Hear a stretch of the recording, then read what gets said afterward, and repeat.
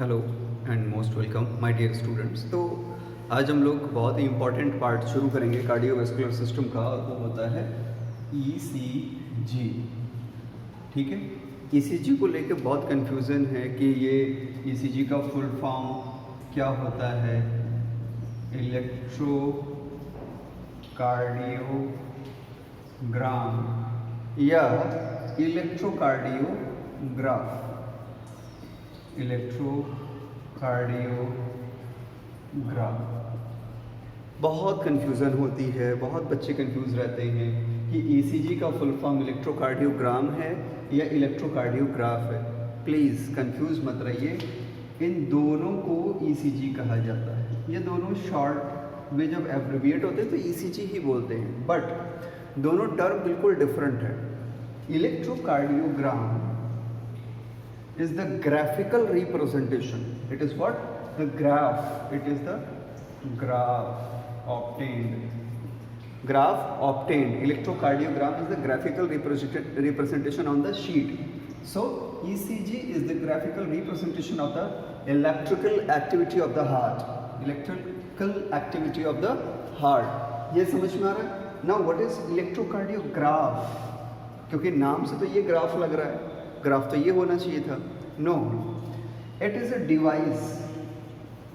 It is a device. Electrocardiograph is a device, और you can say machine that identifies the electrical activity of the heart. Am I clear? Good. तो ये दोनों term बिल्कुल clear रहेंगे, परेशान नहीं होंगे। ठीक है, चलिए कहानी को शुरू करते हैं। अब चाहे वो इलेक्ट्रोकार्डियोग्राम हो चाहे इलेक्ट्रोकार्डियोग्राफो, इसका बेसिक कॉन्सेप्ट समझ लेते हैं। ठीक है, बेसिक कॉन्सेप्ट के लिए हमको ह्यूमन हार्ट को फिर से समझना होगा। ह्यूमन हार्ट, मान लीजिए यहाँ पे 4 चैम्बर्स हैं, ऊपर एट्रियम और नीचे वेंट्रिकल्स हैं। ऊपर क्या है? एट्रियम, और नीचे वेंट्रिकल्स हैं। यहाँ पे स्पेशलाइज्ड कंडक्टिंग पार्ट जो कि ब्लैक कलर से मैंने बना दिया है, solid black. This is what? This is SA node, cyano-arterial node. ठीक है, जो कि राइट साइड में अपर कॉर्नर पे प्रेजेंट है। और यहाँ पे एक राउंड स्ट्रक्चर है जो कि इसके सिग्नल को रिसीव करता है, that is AV node. It is present at the junction of atrium and ventricle. तो AV नोड का फुल फॉर्म भी होता है atrio ventricular node. Is it clear? ठीक है, नीचे जो वेंट्रिकल है ऊपर के आर्टरियम से एक सेप्टम से बिल्कुल सेपरेट होता है, डिवाइड होता है। This is fibrous annulus. ये ब्लैक लाइन से बनी हुई पार्ट है, fibrous annulus. Fibrous annulus is the bad conductor of electric impulse of the heart. It is one of the bad conductor of electrical impulse of the heart. ठीक है, यहाँ तक तो समझ में आ गया। अब ये जो नीचे का हिस्सा है, जो AV नोड से नीचे आती हुई नर्व दिख रही है, ये है बंडल ऑफ हेस। अभी मैं पार्ट्स बता रहा हूँ, फिर हम बेसिक कॉन्सेप्ट डेवलप करेंगे ECG वर्क कैसे करेगा। ठीक है, बंडल ऑफ हेस फर्दर 2 ब्रांचेस में डिवाइड होता है, लेफ्ट परकिंजे सिस्टम या लेफ्ट परकिंजे फाइबर, और राइट परकिंजे सिस्टम या राइट परकिंजे फाइबर। इतना समझ में आ रहा है ना सबको? तो अब इतना तो समझ में आ गया ये पार्ट्स कौन कौन से हैं। ठीक है, अब ये जो हार्ट है हमारा, ये मायोकार्डियल सेल से बना होता है ना? ये क्या है? Myocardial cell. यहाँ पे जो सेल है वो मायोकार्डियल सेल्स है। ये पूरी की पूरी मायोकार्डियम है। ठीक है, ऊपर नीचे हर जगह myocardials present. Each and every portion है मायोकार्डियल्स। इतना समझ में आ रहा है ना? ये मायोकार्डियल सेल्स हो गए। मायोकार्डियल सेल्स क्या होती है? बहुत ही टाइटली पैक्ड सेल्स होते हैं। अब ऊपर वाला पोर्शन यानी एट्रियम और वेंट्रिकल के मायोकार्डियम में एक डिफरेंस है। क्या? कि पहली बात तो ये थोड़े से साइज में इनका डायमीटर थोड़ा कम होगा, इनका डायमीटर थोड़ा सा कम होगा। दूसरा कि ये थोड़े से इनकी लेयर पतली होगी, थिन होगी। नीचे जो वेंट्रिकल के मायोकार्डियल सेल्स हैं, इनका डायमीटर थोड़ा सा बड़ा होगा और इनकी लेयर मोटी होगी, यानी ऊपर कंडक्शन थोड़ा स्लो होगा। ऊपर का कंडक्शन जो होगा वो कैसा होगा? Slow conduction, as compared to the lower one where conduction is very very fast. समझ में आ रहा है? इसके अलावा परकिंजर सिस्टम हाईली स्पेशलाइज्ड सेल से बने हैं, काफ़ी बड़ी लॉन्ग सेल्स है जिनका डायमीटर भी काफ़ी अच्छा होता है, रेजिस्टेंस बहुत कम होता है, तो ये वेरी फास्ट यानी सुपर फास्ट कंडक्शन करते हैं, सुपर फास्ट कंडक्शन करते हैं। ये समझ में आ रहा है? जबकि फाइब्रस एनुलस बिल्कुल भी कंडक्शन नहीं करता, नो कंडक्शन यानी बहुत ही बैड कंडक्टर है इलेक्ट्रिकल इम्पल्स के लिए। सीधे सीधे कहीं एवी नोड की बात कर लें तो एवी नोड भी बहुत ही स्लो कंडक्शन करता है, very very slow conduction, very very slow conduction. कौन? AV node. जबकि हमें लगता है कि ऐसे नोड तो बहुत फास्ट है, तो एवी नोड स्लो क्यों है? अभी हम इसके स्ट्रक्चर को देखेंगे कि ऐसा क्यों है, एवी नोड पे इतना स्लो कंडक्शन क्यों है। पहली बात तो एवी नोड पे जो सेल होंगी बहुत छोटी होंगी, खैर इसको हम डिटेल में पढ़ेंगे, थोड़ा आगे पढ़ेंगे। पहले हमारा बेसिक कॉन्सेप्ट तो आपने देख लिया, छोटा सा आउटलाइन समझ में आ गया, ठीक है। अब इसमें से कंडक्शन होगा कैसे? सबसे पहली बात तो कंडक्शन होगा कैसे, तो ऐसे नोड से फायरिंग शुरू होती है, यानी ऐसे नोड सेल्फ कंडक्टिंग एक्टिविटी को बियर करता है, तो ऐसे नोड से कंडक्शन स्टार्ट होता है। लेकिन ये सेल्स में कैसे ट्रांसफ़र होगा, उसके लिए क्या करते हैं कि सेल के किसी पार्ट को यहाँ निकाल के बाहर थोड़ा सा ब्रॉड करके बना लेते हैं, ठीक है। तो कुछ 2 या 3 सेल को, मायोकार्डियल सेल्स को हम यहाँ पे डिज़ाइन कर लेते हैं।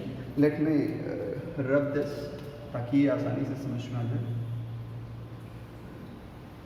1, this is second cell and this is what the very very first cell. तो ये 3 मायोकार्डियल सेल्स हो गए, ठीक है। Cell number 1, cell number 2 and cell number 3।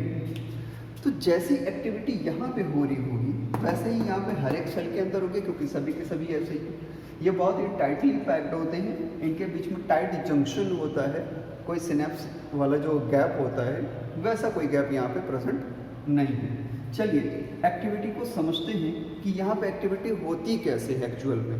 Now let's suppose कि यहाँ पे क्या है, 3 मायोकार्डियल सेल है, cell number 1, cell number 2, cell number 3 and so on. ये तो ऐसे जुड़े होंगे, बस समझने के लिए हमने 2-3 बना लिया है, ठीक है। तो लीकी चैनल्स यहाँ पे होते हैं, जैसे कि आयंस लीक होके अंदर आते हैं, बाहर भी जाते हैं, ठीक है।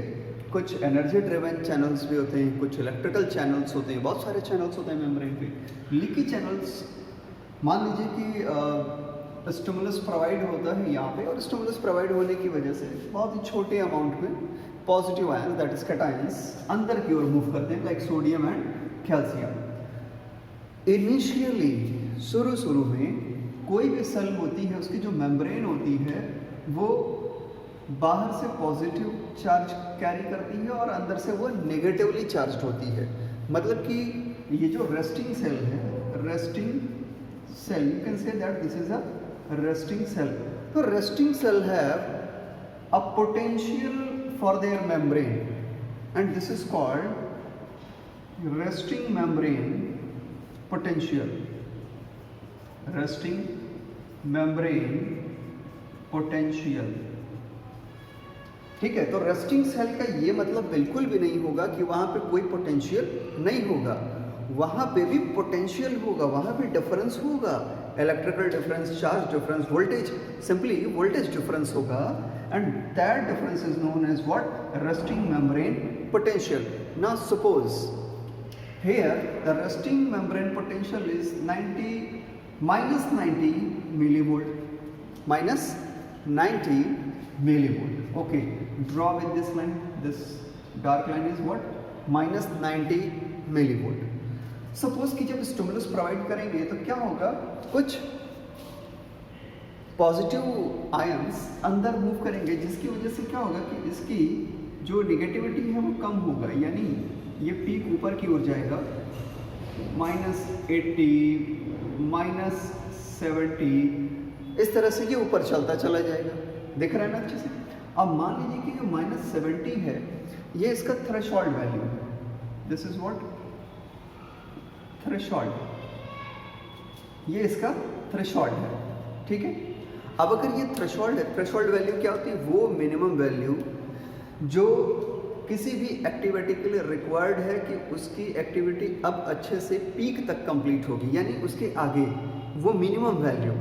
तो यहाँ पे वो मिनिमम वैल्यू 70 मान लीजिए, 70 मिलीवोल्ट। इस कंडीशन में क्या होगा कि जो सोडियम चैनल्स अभी तक क्लोज थे, दे आर स्टिल क्लोज्ड, वो स्टिमुलस मिलने के बाद भी अभी भी क्लोज थे। जब ये थ्रेशोल्ड वैल्यू कहाँ, जब -70 मिलीवोल्ट यानी थोड़ा लेस नेगेटिव हो गया, थ्रेशोल्ड वैल्यू तक पहुंचो, तो ये क्या हो जाएंगे? ओपन हो जाएंगे। और इनके ओपन होते क्या होगा कि बहुत रैपिड मूवमेंट, इनफ्लक्स होगा सोडियम का।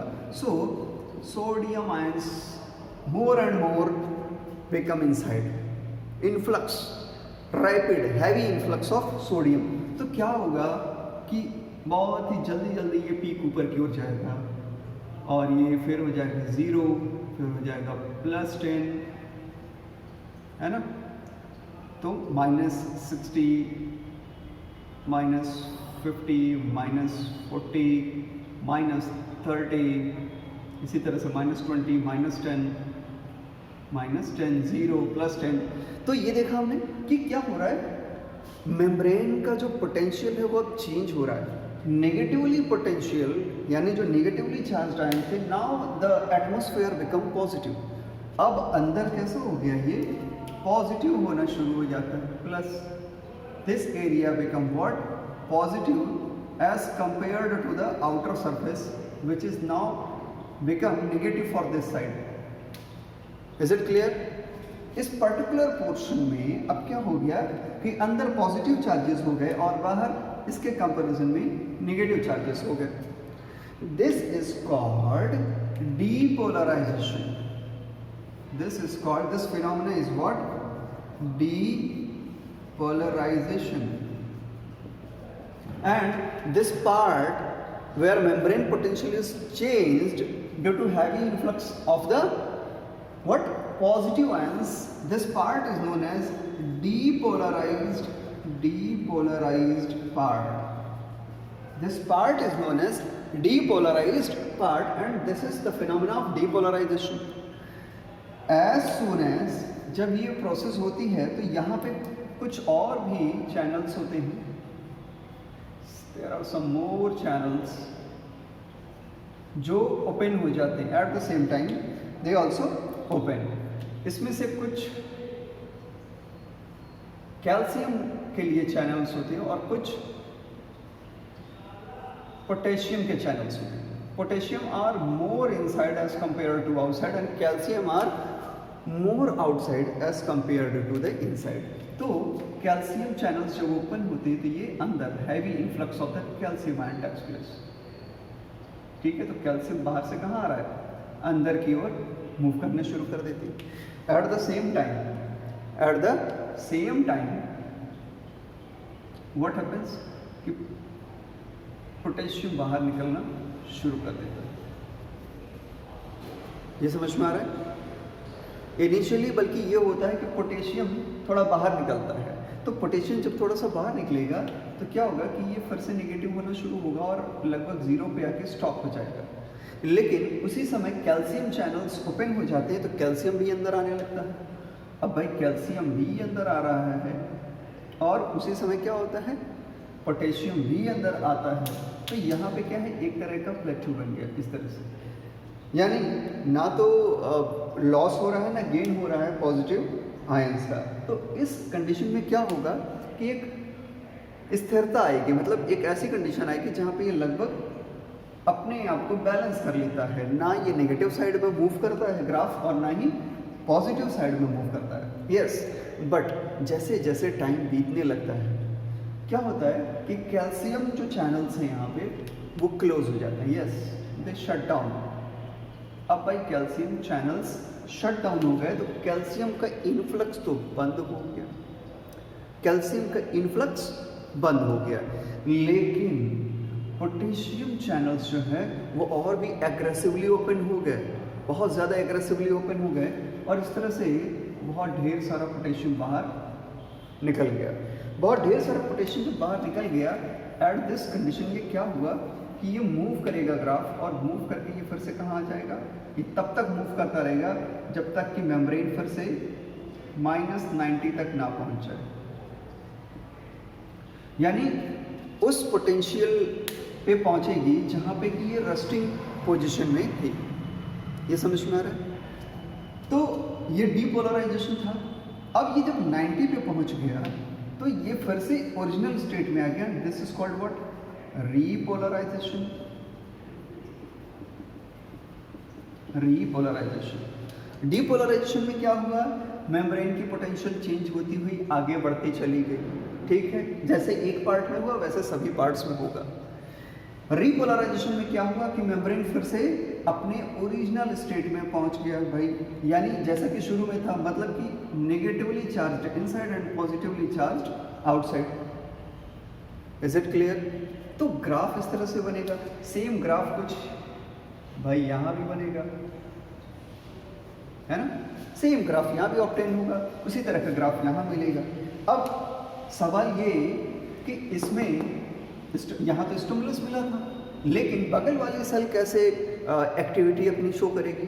तो एक्चुअली में क्या है कि यहाँ पे टाइट जंक्शंस हैं और यहाँ पे स्पेशल इलेक्ट्रिकल विंडोज हैं। Yes, you can see the tight junctions पे स्पेशल इलेक्ट्रिकल विंडोज हैं जो सोडियम के ट्रांसफर को फैसिलिटेट कर रहे हैं, यानी पॉजिटिव आयंस इजीली बगल वाली सेल में ट्रांसफर हो जा रहे हैं। यहाँ पहुँचते ही क्या होगा कि फिर से मेम्ब्रेन पोटेंशियल चेंज होगा, फिर से heavy influx of sodium takes place, and again the same phenomena will takes place, means first of all depolarization and then repolarization. इसी तरह से सब्सिक्वेंटली थर्ड सेल में भी होगा, है ना? Depolarization and repolarization. तो हमारे जो हार्ट है, कार्डियक सेल्स हैं, उसमें इस तरह से मूवमेंट होता है। हमें क्लियर? ये अच्छे से समझ में आ गया? ठीक है। अब इसमें क्या चीज समझना है कि एक वर्ड आता है action potential. What is action potential? भाई यहाँ पे एक्शन पोटेंशियल कौन है? समझने वाली बात है कि एक्शन पोटेंशियल है कौन। तो एक्चुअली में आप समझिए जरा कि पहले क्या किया गया कि स्टिमुलस दिया गया, और स्टिमुलस की वजह से जो रेस्टिंग मेम्ब्रेन थी उसमें क्या हो गया? डीपोलराइजेशन हो गया। स्टिमुलस की वजह से क्या हो गया? डीपोलराइजेशन हो गया। और फिर डीपोलराइजेशन के बाद उस मेम्ब्रेन में क्या हुआ? रीपोलराइजेशन हुआ। रीपोलराइजेशन आपको समझना होगा। डीपोलराइजेशन हुआ मतलब कि मेम्ब्रेन इधर से आगे की ओर डीपोलराइज हो रही, तो आगे की ओर मूवमेंट हो रहा है। डीपोलराइजेशन ये पूरे की पूरे सीक्वेंस में हो रहे हैं, सीरीज में। एंड रीपोलराइजेशन होगा तो जो मेम्ब्रेन का वो पार्ट जो सबसे बाद में डीपोलराइज हुआ, सबसे पहले रीपोलराइज होगा, तो रीपोलराइजेशन होगा। डीपोलराइजेशन आगे की ओर जाना है मूव करते हुए, रीपोलराइजेशन पीछे की ओर आना है मूव करते हुए। लेकिन दोनों ही कंडीशन में क्या कर रहे हैं? आइदर इट इज डीपोलराइजेशन और इट इज रीपोलराइजेशन, दोनों ही कंडीशन में मूवमेंट है, एक्शन है। Yes, so depolarization as well as repolarization is known as action potential. यानी इसमें जो पोटेंशियल क्रिएट हो रहा है, this is what? Action potential. तो बेसिक कॉन्सेप्ट आपको एकदम क्लियर हो गया, अच्छे से क्लियर हो गया ना? ठीक है, चलिए आगे बढ़ते हैं। अब यहाँ पे नोट करने वाली बात क्या है कि जब हम एसए नोड और एवी नोड की बात करते हैं, तो जब एसए नोड और एवी नोड के डीपोलराइजेशन की बात करते हैं तो वो क्या होते हैं? कैल्शियम डिपेंडेंट होते हैं। मेम्ब्रेन की तरफ सोडियम डिपेंडेंट नहीं होते। They are what? Specially calcium dependent, they are not sodium dependent. तो इसको नोट जरूर कर लेना, आपको क्वेश्चन दे के फंसा सकता है। अब हम समझते हैं कि एक्चुअली में ईसीजी जो मशीन है, डिवाइस है, इलेक्ट्रोकार्डियोग्राफ है, वो किस प्रिंसिपल पे वर्क करता है, और उसके बाद उसका ग्राफिकल रिप्रेजेंटेशन यानी इलेक्ट्रोकार्डियोग्राम कैसे बनेगा उसको चेक करेंगे। इसका स्क्रीनशॉट ले लीजिए। तो यहाँ तक स्टोरी क्लियर है, चलिए आगे देखते हैं। अभी मान लीजिए कि हमारा एक ह्यूमन हार्ट है, 4 चैम्बर्स हैं। कैसे कैसे ईसीजी को ये बनाता है और कैसे ईसीजी इसमें डिटेक्ट होता है। तो बेसिक कॉन्सेप्ट है क्या कि ईसीजी, पहली बात तो ईसीजी जो मशीन जो है वो गैल्वेनोमीटर जो हमारी डिवाइस होती है, जो कि स्मॉल से स्मॉल इलेक्ट्रिकल करंट को भी फाइंड आउट कर लेती है, गैल्वेनोमीटर के कॉन्सेप्ट पे वर्क करता है। किस पे भाई? गैल्वेनोमीटर। तो गैल्वेनोमीटर का कॉन्सेप्ट यहाँ पे वर्क करेगा। चलिए एक छोटा सा पीस निकालते हैं इस टिश्यू का और उस टिश्यू में हम चेक करते हैं कि गैल्वेनोमीटर की एक्टिविटी क्या है, ताकि हम कम से कम इतना तो पता लगा पाए कि ये नीडल का डिफ्लेक्शन होता कैसा है। तो एक गैल्वेनोमीटर यहाँ ऊपर डिज़ाइन कर लीजिए, ठीक है। इसमें नीडल हमने लगा दिया, दिस इज़ व्हाट 0, और ये क्या होगा? पॉजिटिव साइड होगा और ये हमारा नेगेटिव साइड होगा। So this is what -1 and this is what +1। So this is our device called galvanometer. अब यहाँ से हमने 2 वायर निकाला और एक को पॉजिटिव इलेक्ट्रोड के थ्रू जोड़ दिया और दूसरे को नेगेटिव इलेक्ट्रोड के थ्रू इस टिश्यू से हमने कनेक्ट कर दिया ऐसे। They are now connected, A and B. तो ए वाला पार्ट नेगेटिव इलेक्ट्रोड हो गया इस गैल्वेनोमीटर का और बी वाला पॉजिटिव इलेक्ट्रोड हो गया, जुड़ गया, ठीक है। ये सिंगल पीस है। यहाँ पे हम पहले एक्टिविटी को शो करते हैं। ये फर्स्ट एक्सपेरिमेंट या फर्स्ट कंडीशन समझ लीजिए। This is the very first condition. What? कि at this time it is what? Resting. It is what? Resting membrane. तो यहाँ पे क्या है कि एक रेस्टिंग मेम्ब्रेन है। जब रेस्टिंग मेम्ब्रेन है तो यहाँ पे resting membrane potential, resting membrane potential लगभग कितना होगा भाई? अप्रोक्सीमेटली हमने क्या माना है? -90 millivolt. For example it is what? -90 millivolt. ये समझ में आ रहा है? -90 मिली वोल्ट है तो इसका मतलब क्या नीडल में डिफ्लेक्शन होना चाहिए? नहीं।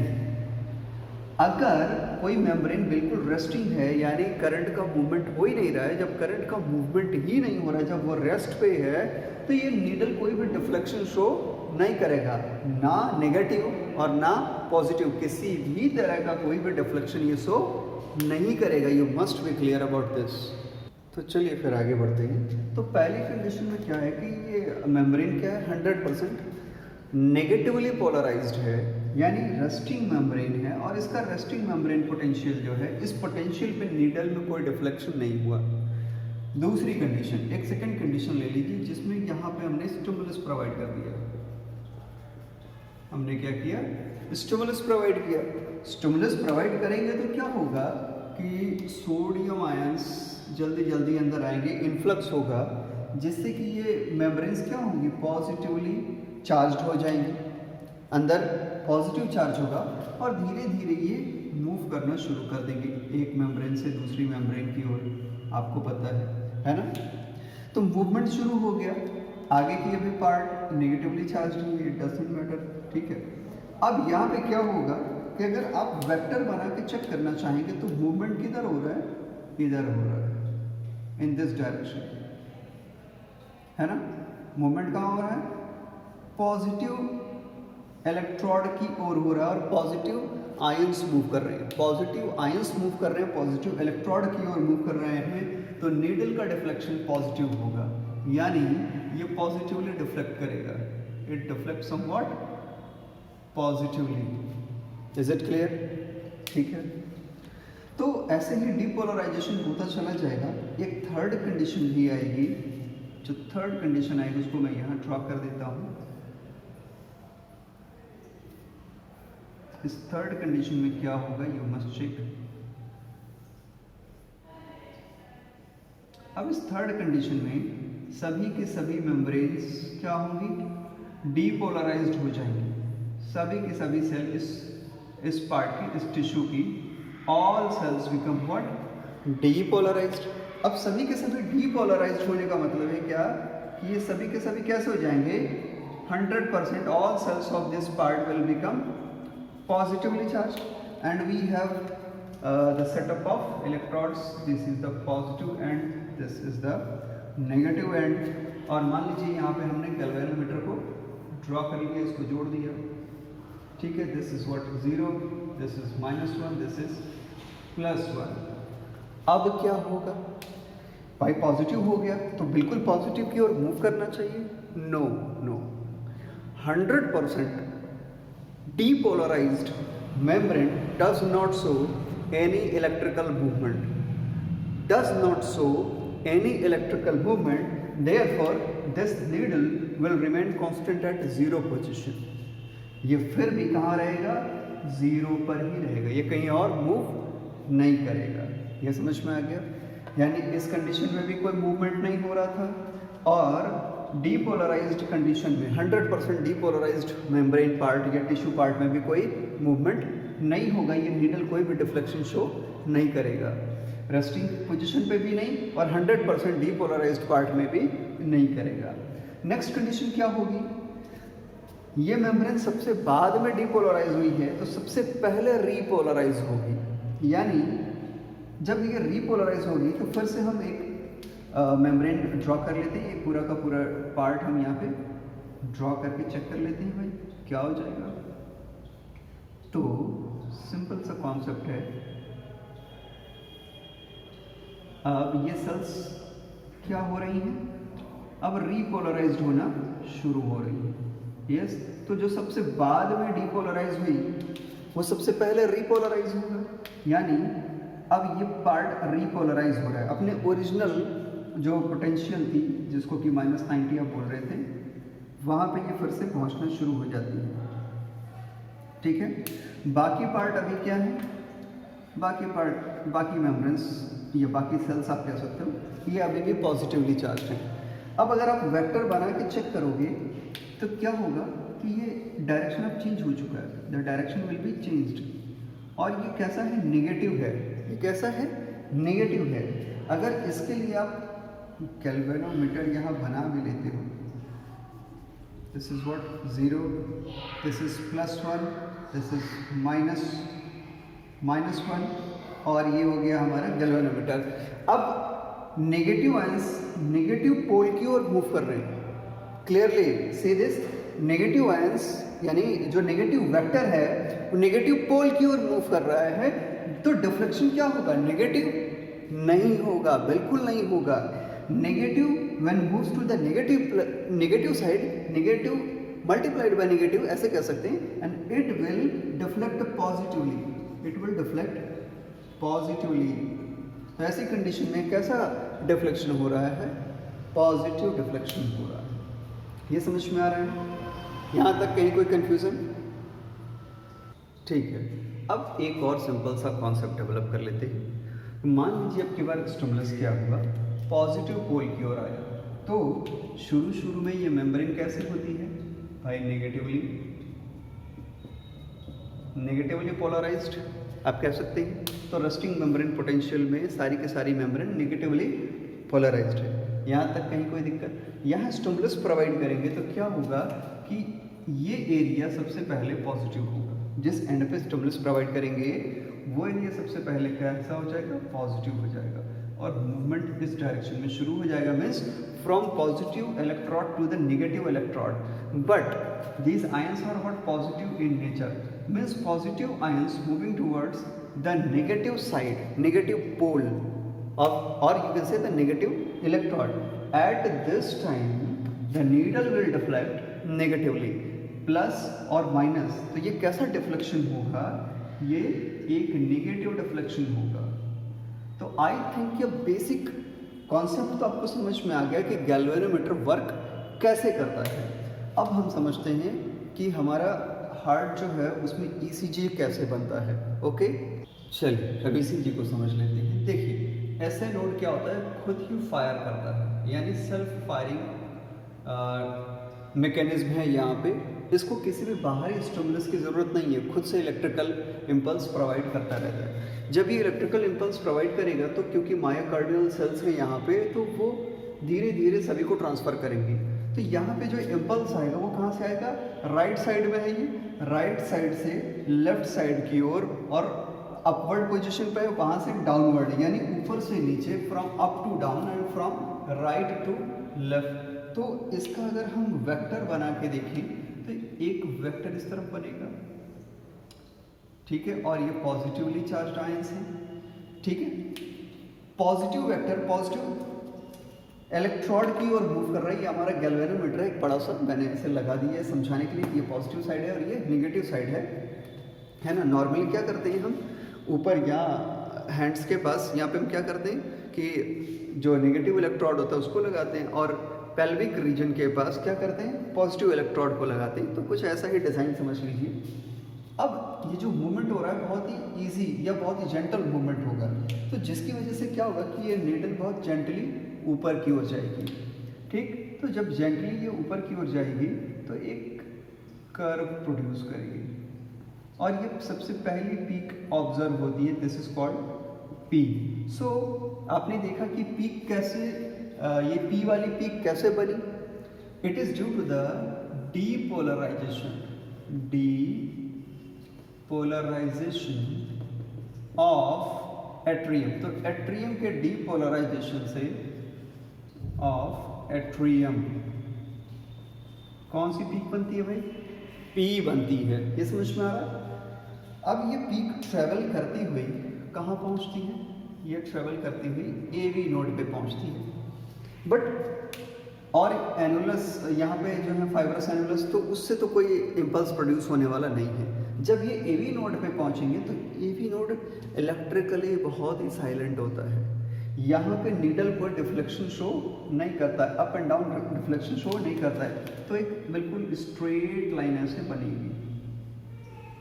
ठीक है, और यहाँ से कंडक्शन होगा। नीचे बंडल ऑफ हिज एंड पुरकिंजे हैं जो बहुत ही फास्ट कंडक्शन करते हैं, लेकिन ये वाला एरिया जो है ये इंसुलेटेड एरिया है, और राइट साइड का जो पुरकिंजे फाइबर है ये बहुत दूर तक इंसुलेटेड रहता है, तो यहाँ से कोई इम्पल्स नहीं बनता।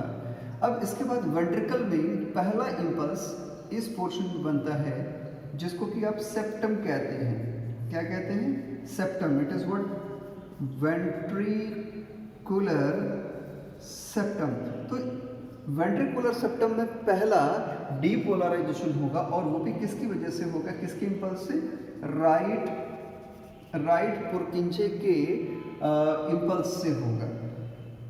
क्या होगा भाई यहाँ पे एक्टिविटी क्या होगी, तो ये जो सेप्टम है ये जब डीपोलराइज होगा तो इसमें मूवमेंट कुछ इस डायरेक्शन में होगा, means from bottom to top and from left to right. तो अगर यहाँ पे हम वेक्टर बना के देखेंगे तो ये कुछ इस तरह ऊपर की ओर मूव करता हुआ हमें दिखेगा। ये कहाँ दिखेगा, कुछ ऊपर की ओर मूवमेंट इसकी दिखेगी हमको। ठीक है, सिंस ये पॉजिटिवली चार्ज्ड पार्टिकल्स मूव कर रहे हैं किधर, नेगेटिव पोल की ओर, ऊपर, मतलब ऊपर की ओर, तो यहाँ पर डिफ्लेक्शन कैसा होगा, नेगेटिव होगा। समझ में आ रहा है, और बहुत फास्ट होगा क्योंकि ये टिश्यू बहुत फास्ट कंडक्टिंग टिश्यू है फाइबर्स में। तो एक छोटा सा पीक बनेगा, छोटा सा ये नीडल थोड़ी सी डिफ्लेक्ट करेगी, फिर ओरिजिनल पोजीशन पे आएगी, and this is what, Q. ठीक है, नाउ लेटर ऑन ये पुरकिंजे फाइबर्स और लेफ्ट एंड राइट बोथ ये क्या करेंगे, अब ये खूब ढेर सारे इम्पल्सेस प्रोड्यूस करेंगे। इसकी वजह से जो टॉप पोर्शन है ना, जो टॉप पोर्शन है वेंट्रिकल का, ये एक साथ सिस्टोल करेगा, और इसका अगर हम एक ओवरऑल वेक्टर बनाएं, बड़ा सा वेक्टर, तो ये नीचे की ओर इस डायरेक्शन में मूव करता हुआ रहेगा, और ये काफ़ी बड़ा और काफ़ी पावरफुल वेक्टर होगा। ठीक है, तो पॉजिटिव वेक्टर है और पॉजिटिव पोल की ओर जाता है, तो ये बहुत ही बड़ा सा पीक प्रोड्यूस करता है, and this is what, R. So what is R? R indicates the depolarization of the top of the ventricle, most of the ventricular side. Finally, and पे पहुंचने के बाद ये जो सबसे ऊपर का हिस्सा है जिसको कि बेस कहते हैं, बेस ऑफ द वेंट्रिकल, अब यहाँ पे फायरिंग शुरू होती है, यानी यहाँ पे क्या होगा, डीपोलराइजेशन स्टार्ट होगा। सबसे लास्ट में यहाँ पे डीपोलराइजेशन होगा। अगेन हियर व्हाट, जब डीपोलराइजेशन होगा तो इसके मूवमेंट का डायरेक्शन क्या होगा, from this side to this side, है ना। यानी आप कह सकते हो कि ये किस तरफ जा रहा है, एवी नोड की ओर जा रहा है, यानी नेगेटिव साइड की ओर मूव कर रहा है। ठीक है, लेकिन ये बहुत ही छोटा सा होगा, फास्ट होगा, बहुत छोटा होगा। अगेन यहाँ पे एक छोटा सा पीक बनेगा like this, and this is what, S. So what is S? S is the what fast conduction in the base of the ventricle, या आप कह सकते हैं कि ये किस तरफ मूव कर रहा है, AV नोड की ओर मूव कर रहा है। इसमें कहीं कोई दिक्कत तो नहीं है, इजीली समझ में आ रहा है। इसके बाद जो सबसे लास्ट में इवेंट होगा वो क्या होगा, ये पूरी तरह से सिस्टोल हो चुका है, यानी डीपोलराइज्ड हो चुका है।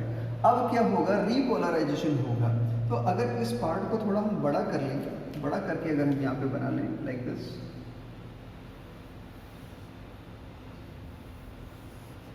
ठीक है। तो जब रीपोलराइजेशन स्टार्ट होगा तो रीपोलराइजेशन कहाँ से स्टार्ट होगा भाई, नीचे से, सबसे नीचे वाले पोर्शन से, जिसको आप टॉप कहते हैं। और इसका डायरेक्शन क्या होगा, from this side, means from lower side to the upper side. और रीपोलराइजेशन में क्या होता है, नेगेटिव आयंस फिर से गेन होती है, यानी मेम्ब्रेन में नेगेटिव पोटेंशियल फिर से गेन होता है। तो अगर हम वेक्टर बनाएंगे तो कैसा वेक्टर होगा, इसका टॉप जो होगा नेगेटिव लेके रहेगा और इसका डायरेक्शन जो होगा नेगेटिव पोल की ओर होगा। डायरेक्शन नेगेटिव पोल की ओर है और आयंस भी नेगेटिव है, तो ये कैसा डिफ्लेक्शन शो करेगा, पॉजिटिव डिफ्लेक्शन शो करेगा। So after some time the needle will deflect again positively but very gently, and this is called T wave. So T wave indicates what, the repolarization of the ventricle part, repolarization of the ventricle part, and this is how an ideal ECG is formed. An ideal ECG is formed. कुछ लोग कहते हैं कि U भी होता है sir यहाँ पे, एक्चुअल में U जो होता है माना जाता है कि वो क्या होता है कि जो सबसे टेल वाली पार्ट है, यानी जो पुरकिंजे फाइबर का टेल है, उसकी एक्टिविटी की वजह से यू बनता है, क्योंकि कभी कभी टी आइडेंटिफाई नहीं हो पाता है। बट स्टिल वो बहुत ही कंफ्यूजिंग है, इसलिए हम लोग सिर्फ आइडियल ईसीजी की बात करेंगे, सारे क्वेश्चन यहीं से सॉल्व हो जाने हैं। तो ये था हमारा बेसिक कॉन्सेप्ट और आइडियल ईसीजी। इसमें से कहीं भी कोई कन्फ्यूज़न हो, you are free to ask. I am always happy to help you. Thank you very much.